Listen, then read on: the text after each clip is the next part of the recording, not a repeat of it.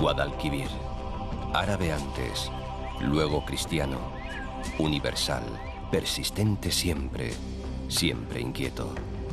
El aire se perfuma de romero, mientras el olivo milenario se refleja en el agua, que llega de la montaña y escapa hacia el mar, dejando en el camino destellos de luz y antiguas melodías de amor y desengaño.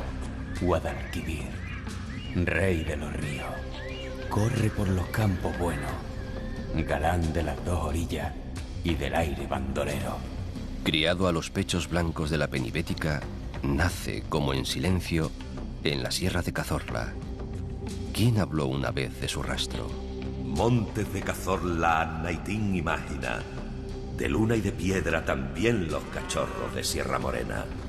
Es renacimiento en Úbeda, tesoro en Baeza, entona tarantos en Linares, sabe de monterías a lo grande por Andújar, es puente por Alcolea, tierra mágica en Jaén, filigrana en Córdoba. Toque sutil en Montoro. Por Palma recibe aguas del Genil, que trae recuerdos nazaríes de Granada. Sevilla le abre los brazos. Ay, río de Sevilla, qué bien parece, lleno de velas blancas y ramos verdes.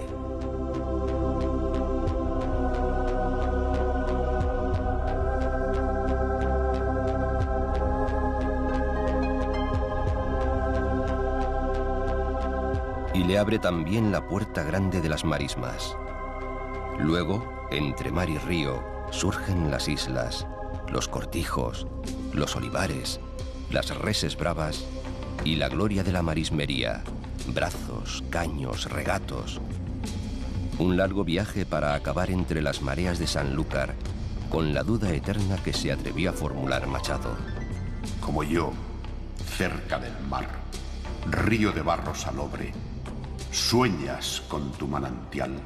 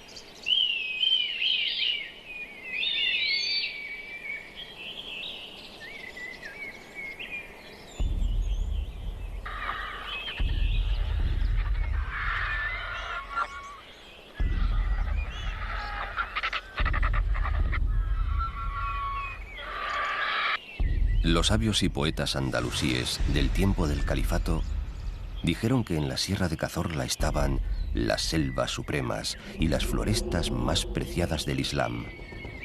Aquellos eruditos se recrearon en la onírica fantasía de que un amanecer cualquiera podían volver, envueltos en grandeza, los paisajes y glorias del pasado en forma de presente, y que lo harán para siempre.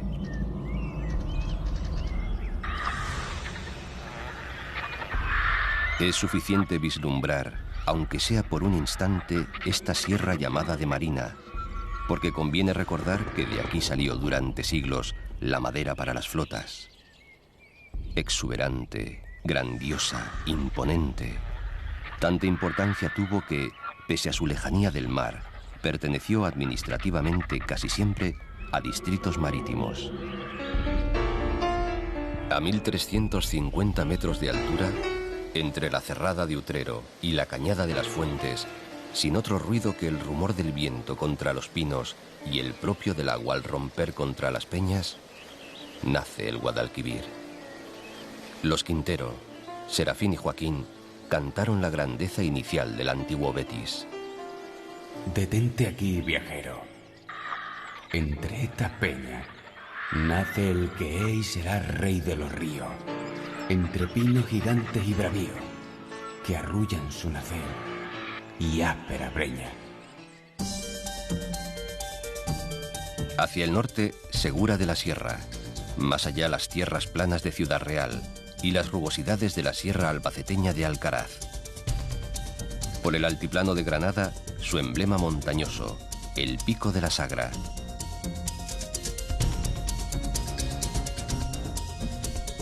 Todo un océano de alturas. Ya lo confesaba Alberti. Por preliminares, alza cima de montes, viendo la luz en sábanas de río.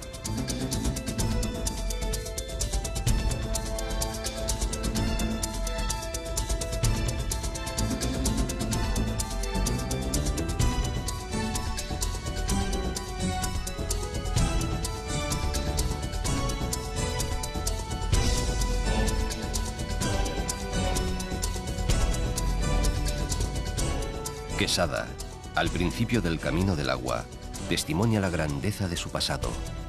Cuenta la leyenda que para facilitar el paso de Isabel la Católica en su conquista de Granada, se construyó en una noche el Puente de las Herrerías. El río del pueblo de Cazorla se llama Cerezuelo, en su ocino la ciudad, al cobijo del castillo de la Hiedra, pueblo que sube por calles pinas y angostas hasta la plaza de la Corredera. Ha habido quien, en ese tortuoso devenir, asegura haber escuchado en forma de embelecos pasados canciones de recuerdos conocidos. Cazorla, al atardecer, se abre hermosa desde su sillón de caliza. La golpea la última ilusión soñadora, que seguro regresa con la luz de un nuevo día, mientras el viento la acaricia desde siempre con su brisa templada. Los primeros pobladores de La Iruela fueron los túrdulos andaluces, hombres recios como la tierra masosca. Sobre este primer asentamiento, los cartagineses fundaron la ciudad de Curris, que según viejas crónicas fue populosa durante el Imperio Romano. Con la dominación musulmana adquirió su actual nombre. Luego, los templarios edificaron en la roca, con su sabiduría misteriosa, un castillo que domina la campiña de Jaén.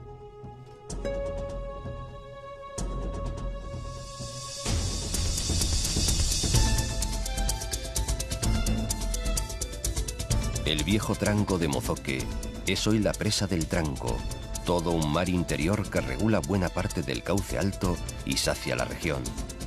Según se avanza hacia la cabecera, la pendiente y las encinas van en progresivo aumento hasta llegar a la orilla.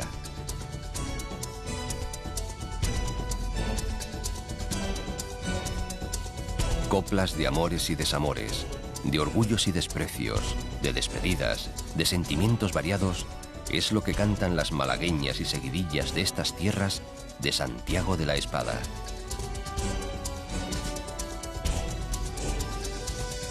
Por allá, el sendero conocido como la Cerrada de Elías.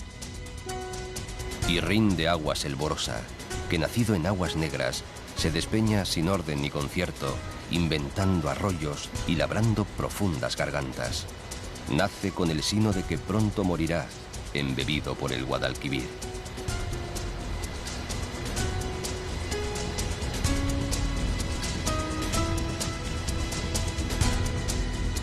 El arroyo del infierno baja atormentado de los campos de Hernán Pelea, dividiendo las sierras de Segura y Cazorla bajo la atenta mirada de los farallones rocosos de las banderillas.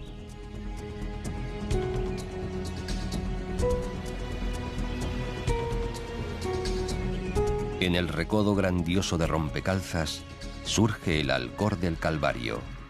El recogimiento prevalece imponente, donde, en soledad de amor herido, caviló sus misticismos San Juan de la Cruz.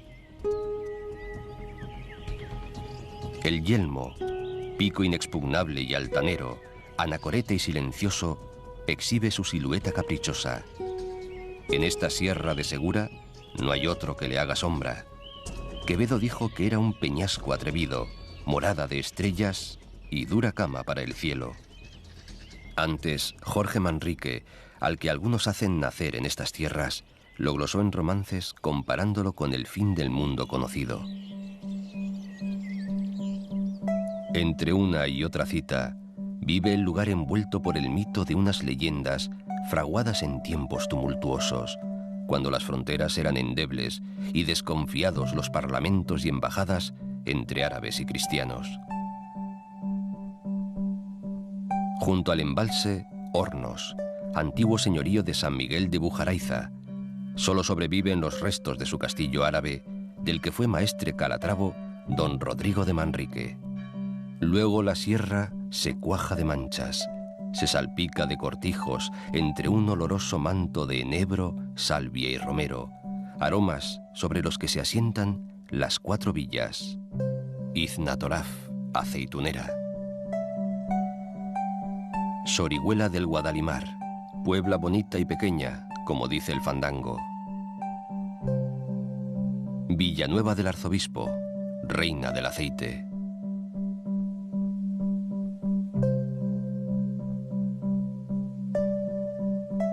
Y Villacarrillo, marquesa de la Oliva.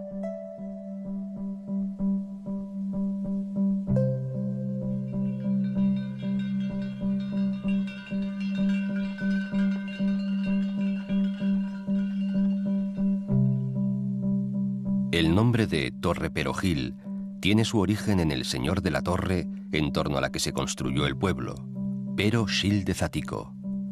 Cuenta la historia que luego, durante las medievales guerras de banderías, el potente baluarte fue destruido y el solar sembrado de sal, y que su cuarto señor, aliado y amigo personal de Pedro I de Castilla, fue degollado junto a este en Montiel.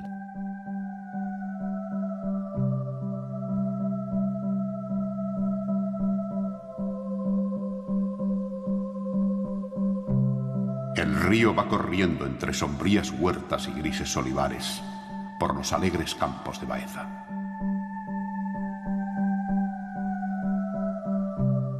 Úbeda, en la comarca de la Loma, entre los famosos cerros, es patrimonio del mundo civilizado, perla italiana de un renacimiento que por andaluz presume de características propias.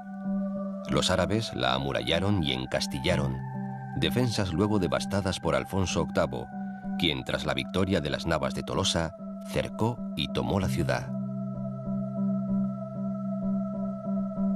Entre sus callejas, talleres de casi todo lo imaginable, y el recuerdo de San Juan de la Cruz, que entre tanta historia y belleza dio finalmente a la caza alcance.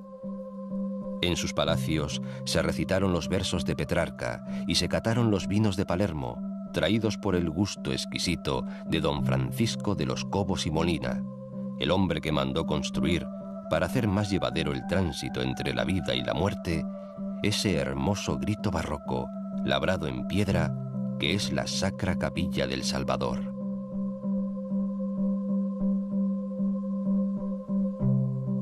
Nació aquí Beltrán de la Cueva, personaje esencial en la historia de España, prototipo ejemplar de la psicología donjuanesca.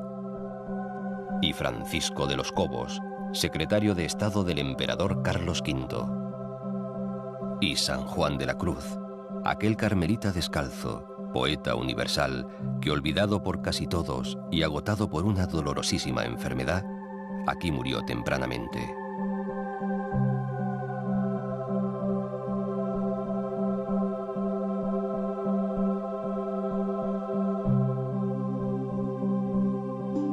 Y de aquí son, y de tales ejercen, otros 2 hombres de letras bien distintas, Antonio Muñoz Molina y Joaquín Sabina.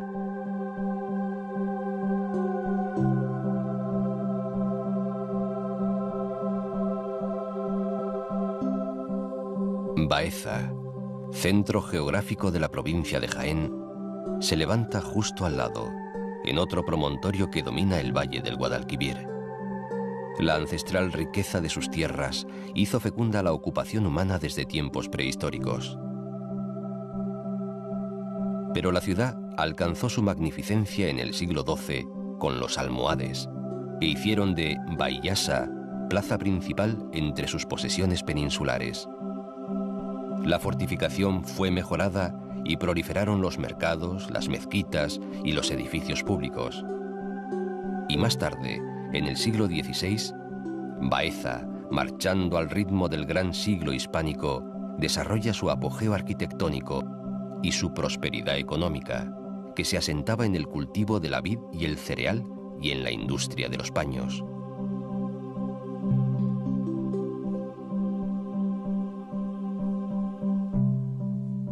Guarda Baeza como un tesoro el recuerdo de la estancia del profesor Antonio Machado. La muerte de Leonor, en Soria, abrió uno de los capítulos temáticos de su poesía, El tiempo.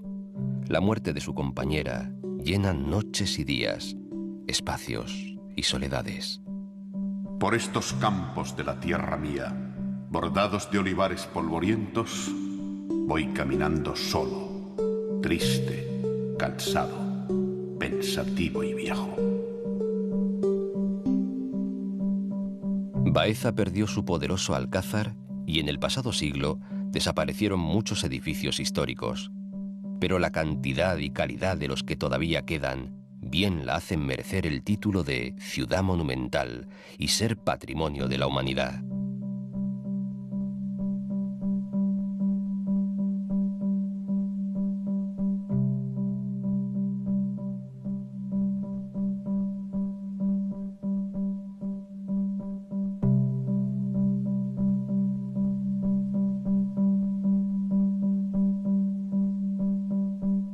Perderse en Baeza y nunca acabar. Campo de Baeza, soñaré contigo cuando no te vea.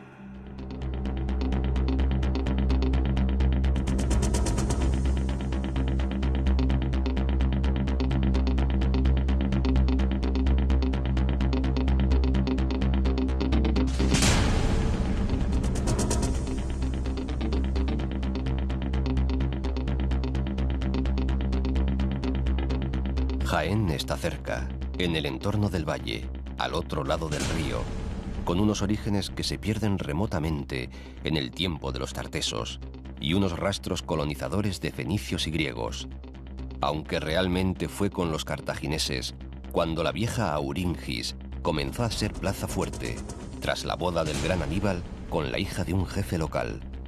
Durante 5 largos siglos prolongaron su estancia en Jaén los árabes. La consideraron una gran ciudad, le dieron walí y levantaron mezquitas, fortificaciones y palacios. Hoy, como ayer, el castillo medieval de Santa Catalina se yergue en la cima del cerro, recordando sin duda a aquel célebre historiador que lo calificó de una de las más inexpugnables fortalezas de Al-Ándalus, llegándose a ella por un camino semejante al de las hormigas.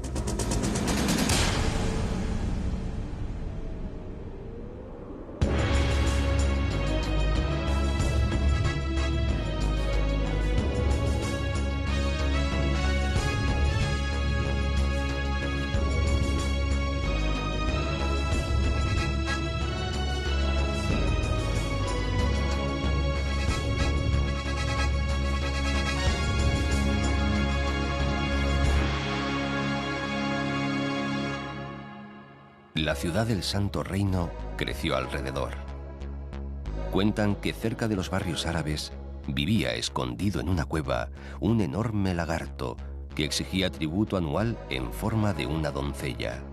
Un joven convicto pidió el indulto a cambio de librarles de semejante maldición. Preparó un hatillo con carne y gran cantidad de pólvora. Cuando el lagarto lo tragó, encendió la mecha con el resultado esperado. Es desde entonces que se dice: ojalá revientes como el lagarto de Jaén. La catedral está en la plaza de Santa María, en el terreno que ocupara la mezquita principal.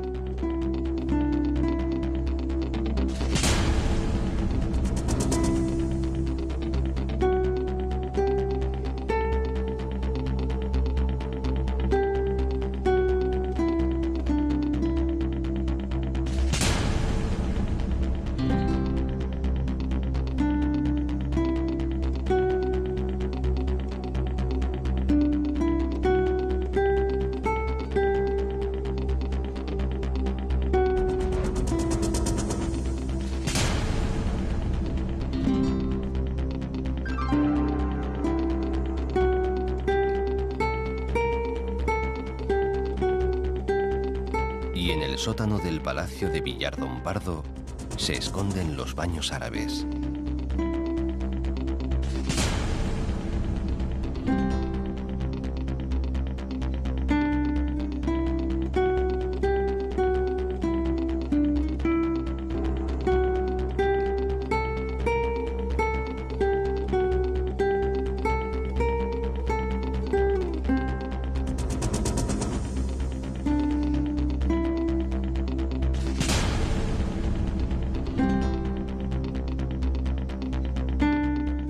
De aquel Jaén moro, la cristiandad y los siglos han respetado poco.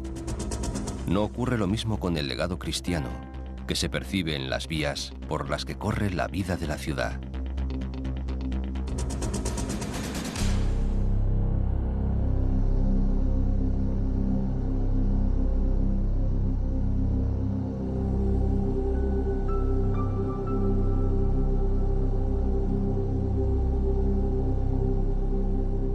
Estos campos del antiguo pueblo de los oretanos son ahora tierras de olivares, sierras sorprendentes donde se refugian el muflón y el ciervo, un lugar casi mágico que florece entre pinos al amparo de pueblos y ciudades acrisoladas por el tiempo, en un viejo reino eternamente fronterizo.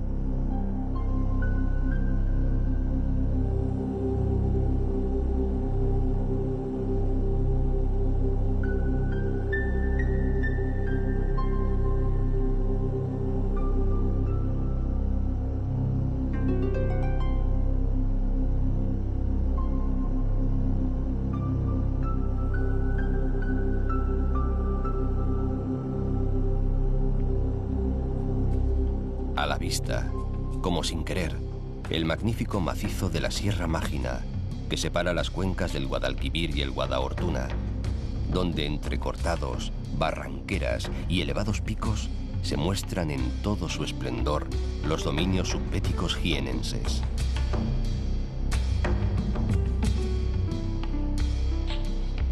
No se sabe bien si lo de Mágina se refiere a Magna por su grandeza, o si, haciendo caso a antiguas supersticiones, la palabra se refiere a una sierra mágica. Lo cierto es que los elementos sobrenaturales han calado hondo en los pobladores, algunos de los cuales, según dicen, mantienen la ancestral costumbre de disponer las camas en sentido transversal a las vigas del techo, para evitar que se les escape el alma durante el sueño. Los olivares son los reyes del paisaje. En las laderas y los valles mana uno de los grandes aceites del mundo, el zumo de la picual, ambrosía y reina de las aceitunas andaluzas. Sobre el olivar hay un cielo hundido y una lluvia oscura de lucero frío. Los olivos están cargados de grito. Se calcula que en la provincia de Jaén hay más de 50 millones de olivos, árboles que serían, si pudieran, los mejores historiadores de la zona y, acaso, de la vida de los hombres.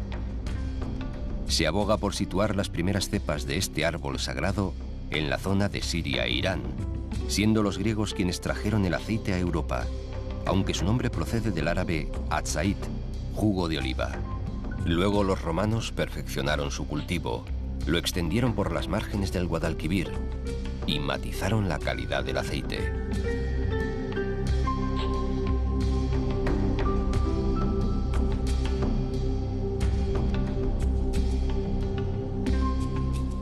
El poeta malagueño Emilio Prados cantaba en su Vega en Calma: cielo gris, suelo rojo, de un olivo a otro vuela el tordo. Al cruzar de nuevo el río Linares.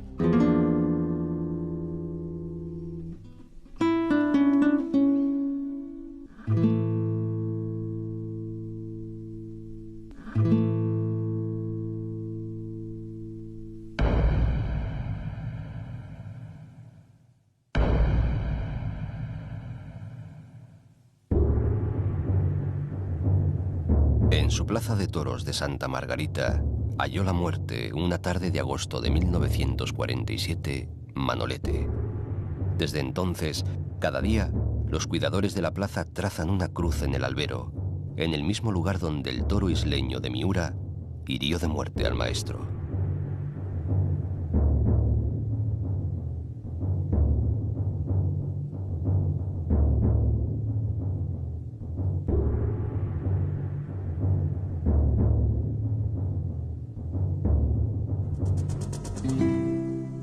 Y un recuerdo con nombre universal.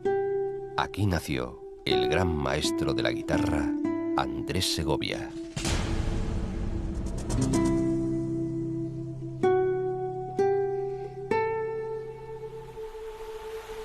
Linares, la segunda ciudad de la provincia, industrial, andaluza y minera.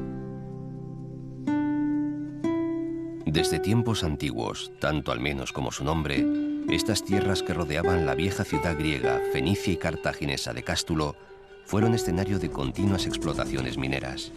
En las entrañas se escondían el plomo y la plata que los hombres fueron extrayendo a lo largo de la historia.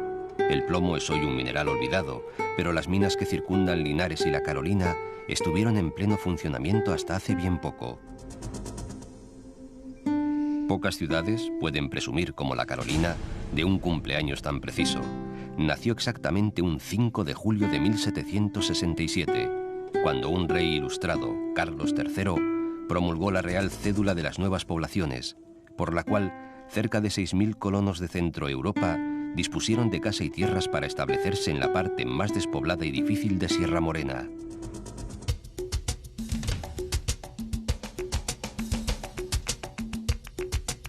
Baños de la Encina, pueblo recoleto, con sabor moruno, anclado en el medievo gracias a su soberbia fortaleza árabe, reconstruida en el siglo XV. Los bañuscos se muestran orgullosos y con sobradas razones de su castillo califal, que ya lleva en pie más de 1000 años.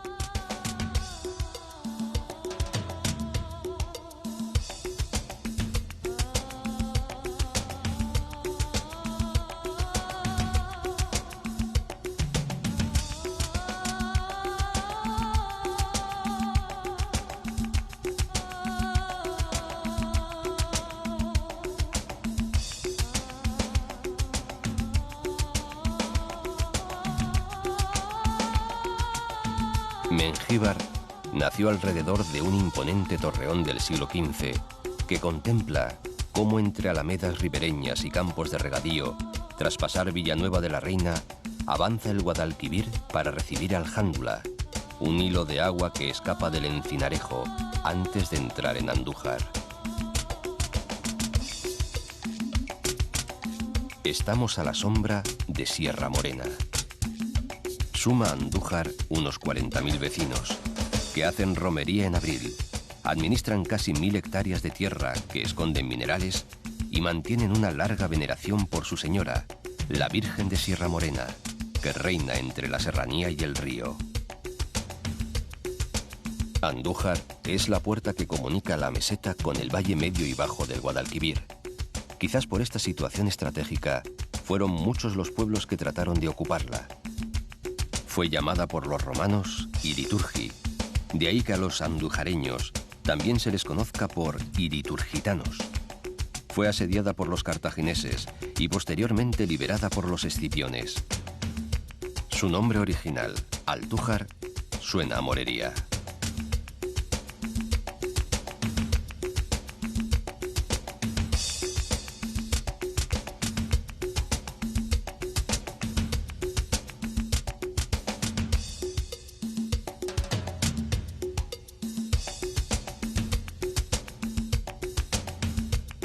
El estelar telón de Sierra Morena acoge las más de 60.000 hectáreas que delimitan el Parque Natural de la Sierra de Andújar.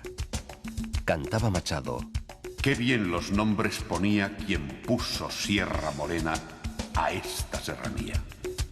Paraíso de cazadores, oasis de pescadores y sendero de andarines, conjuga la naturaleza con un rico patrimonio heredado de una ancha y larga historia que le permite jactarse de contar con el bosque original más extenso de toda Sierra Morena.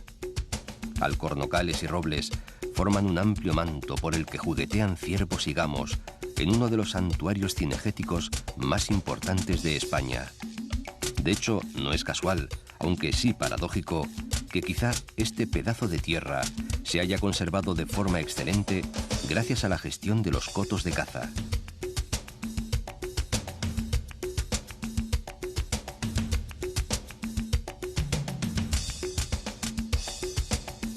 Las aguas del Jándula y del Yeguas proporcionan placeres a los pescadores y a los amantes de los deportes acuáticos, a quienes es fácil encontrar en los embalses de La Lancha, el Encinarejo o el Rumblar.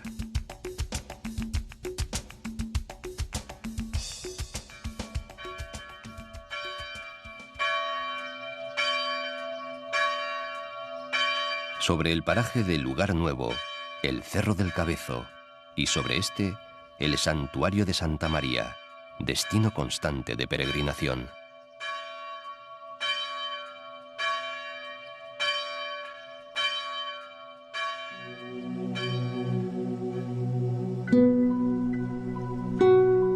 En el balneario de Marmolejo quiso don Armando Palacio Valdés que tomara las aguas su hermana San Sulpicio.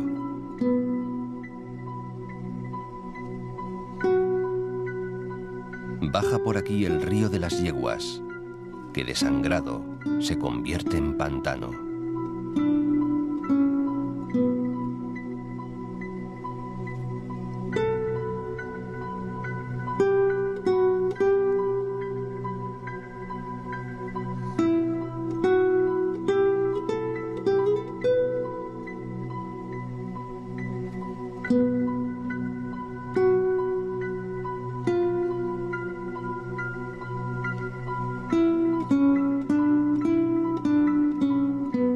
Si en su nacimiento fue todo pinar, el Guadalquivir jaenero ha marchado entre un mar verde de olivos. Y ahora, cuando el río de las Yeguas pone las lindes a la provincia de Córdoba, el río Grande busca el aliento de la Vega. El Guadalquivir describe un arco pronunciado, en cuya margen izquierda se asienta Villa del Río.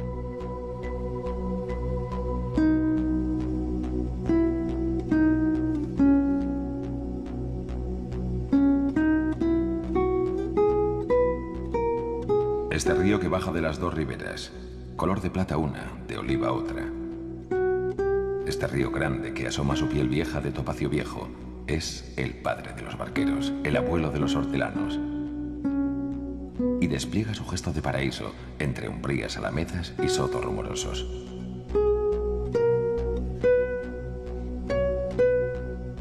Luego, perezoso, el río se pierde entre vueltas y revueltas a su paso por Montoro. Montoro.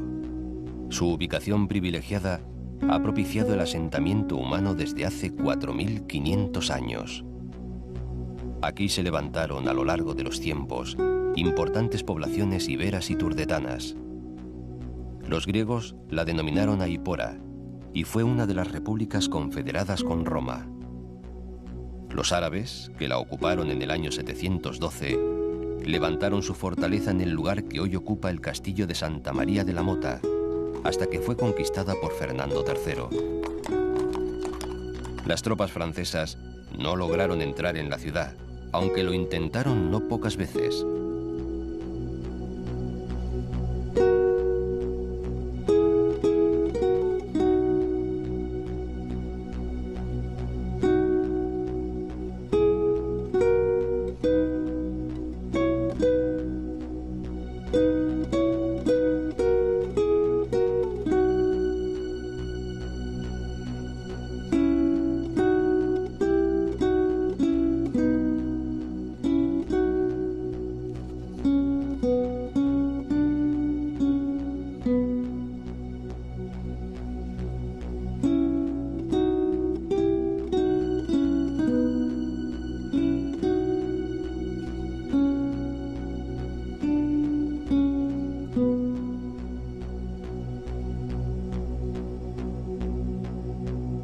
Dicen que Montoro es el pueblo más pintoresco de Córdoba.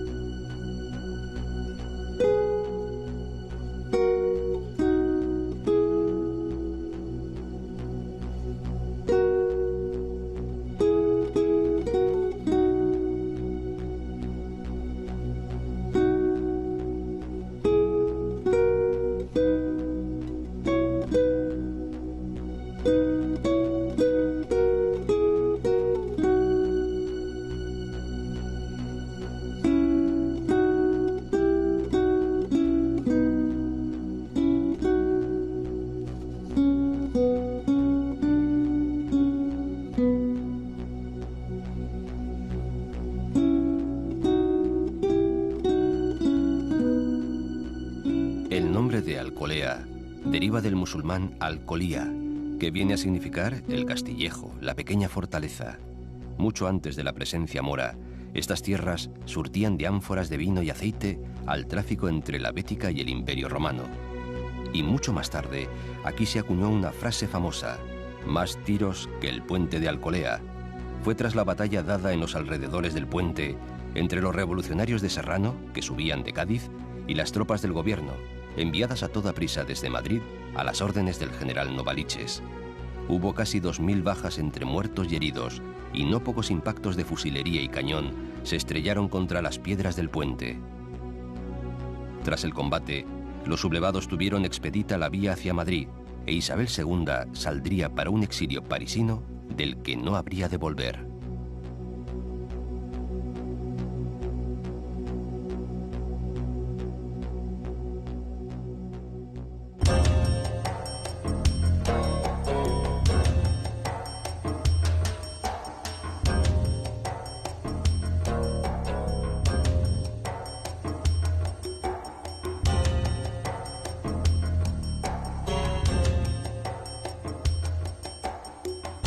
A un soplo de aire de la ciudad califal, en el Monte de la Novia, está la antigua Medina Azahara, levantada por orden de Abd al-Rahman para ser residencia real y sede del gobierno. Quien conoce la leyenda asegura que fue su favorita Zahra, cuyo nombre significa la flor, quien sugirió al monarca levantar una ciudad extramuros, un lugar magnífico donde se materializasen en una misión divina la perfección de la obra de los hombres y la gloria espiritual, donde se aunasen el placer, la belleza y el poder. Y la ciudad tomó el nombre de la amada, la ciudad de la flor de azahar. Lo que aún queda de la vieja maravilla permite imaginar lo que fue su vida en los tiempos dorados, adivinar el fasto de las reuniones, la grandeza del califa anfitrión, la majestuosidad de su corte, el sueño enamorado de salones, alamedas, fuentes, jardines.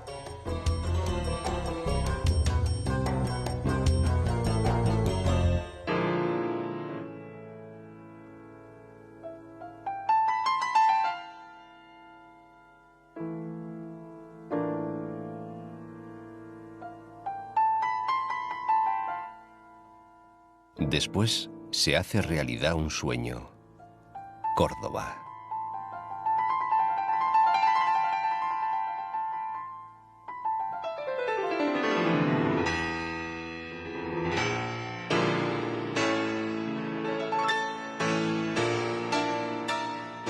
Córdoba, que en lo más profundo de su corazón piropea a su Virgen de los Faroles, obra de Rafael Romero, hijo del genial Julio Romero de Torres, y se arrodilla para llorar a su Cristo, sobrecogido en la Plaza de los Dolores, que es símbolo de este pueblo sentido y viejo.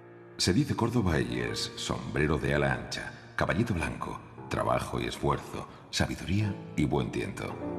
Gran capitán y fraidurías en la calle de la Plata, la Tercia de Montilla o Rabo de Toro en Santa Marina, barrio de los Califas, Lagartejo, El Guerra, Manolete, las tabernitas de Cante Escuchao, patios iluminados, correderas, compases, faroles.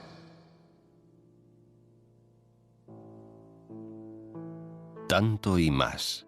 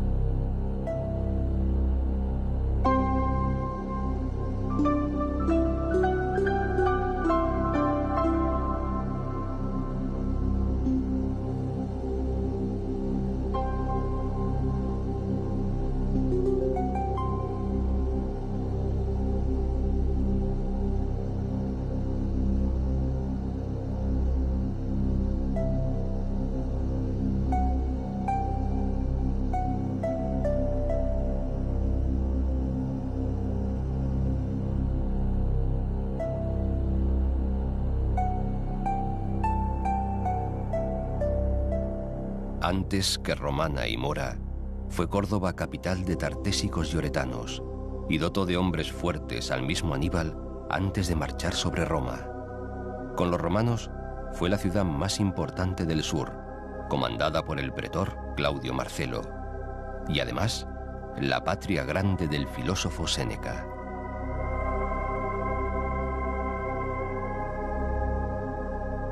Con los árabes fue la nueva Bagdad. Las mezquitas comenzaron a construirse con la quibla mirando al sur, para marcar diferencias con el lejano califa, hasta que Abderramán se declaró a sí mismo emir de los creyentes.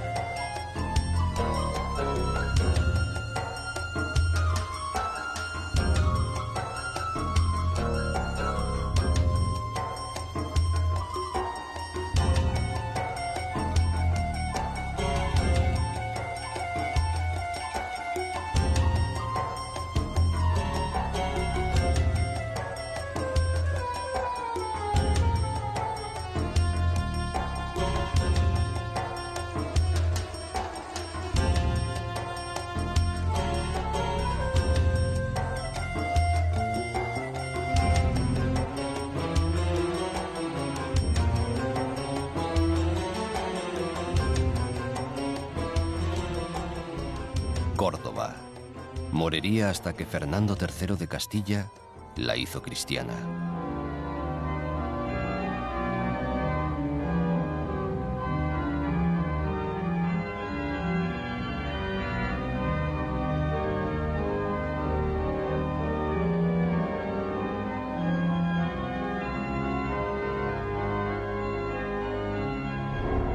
Córdoba nunca engaña. Por fuera orden romano, por dentro fuego barroco y nostalgia mora.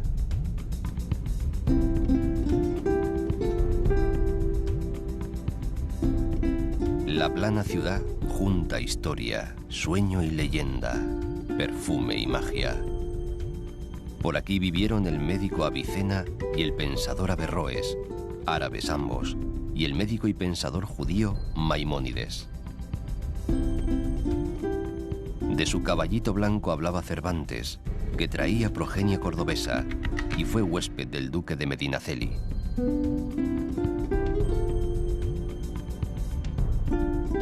En la plaza del Potro, que fue pueblo en el siglo XVI, se asentó la posada legendaria del rey don Pedro I, descrita en el Quijote. Junto a su fuente negociaron tratantes y mercaderes, descansaron labriegos y trapichearon pícaros, malandrines y otros caballeros de industria.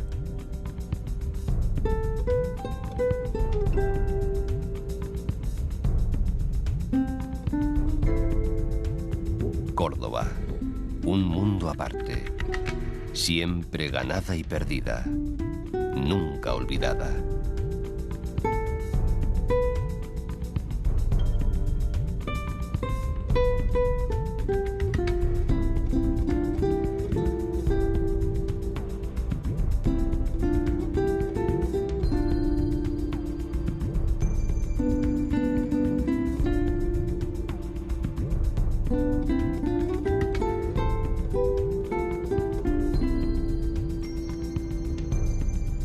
Fue Federico García Lorca, a quien desde las torres cordobesas le miraba la muerte, el que dijo: ¡Ay, qué camino tan largo! ¡Ay, mi jaca valerosa! Aunque sepa los caminos, Yo nunca llegaré a Córdoba.